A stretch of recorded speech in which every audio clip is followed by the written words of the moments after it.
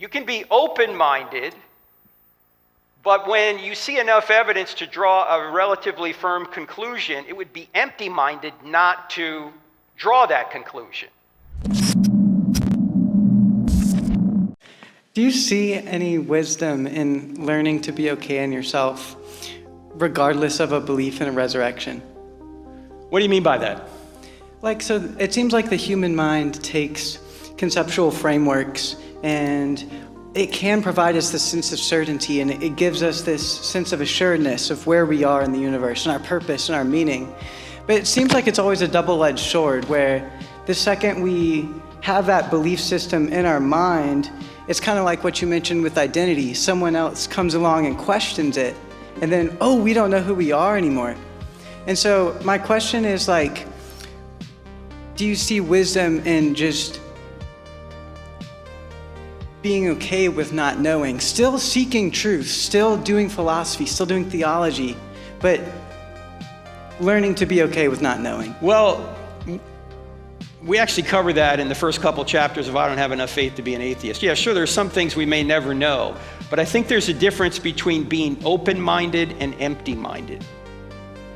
You can be open-minded, but when you see enough evidence to draw a relatively firm conclusion, it would be empty-minded not to draw that conclusion. So I think that's the case if you really take an honest look at the evidence for Christianity. I think it's actually not a virtue to not take a conclusion on this if the evidence is adequate to conclude that Christianity is indeed true.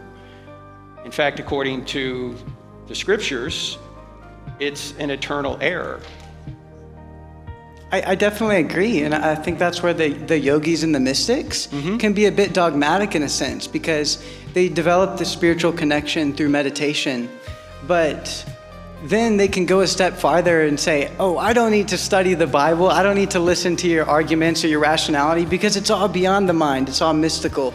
And I think you can get in a dark place, like you were saying, in your mind if you're not balancing the rational with the non-conceptual. Sure, and I agree, but when the yogi or mystic says that, when they say it's all beyond the mind, that's a self-defeating statement. Exactly. Because they're saying they know something here and now when they're denying the fact they can know something here and now, because they say it's beyond the mind. Sure, God is, to a certain extent, beyond our comprehension.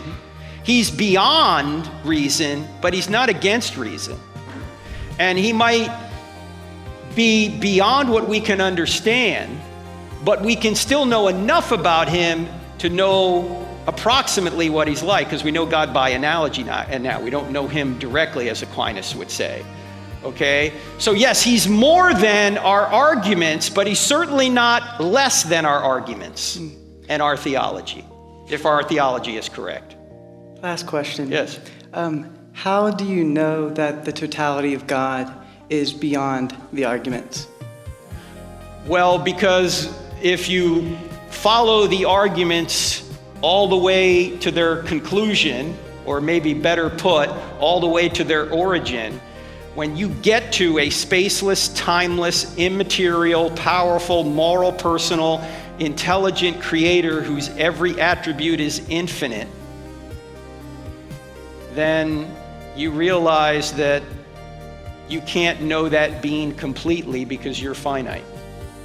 So you know enough about him to know that he exists, but you're not going to have exhaustive knowledge of him, certainly not this side of eternity. And even when we get what theologians call the beatific vision, this is based on 1 John 3:2, we're not going to completely understand God. God is the only perpetual novelty. As an infinite being, you in your finite capacity and my finite capacity will never know him completely, but we will know him better when we get that beatific vision.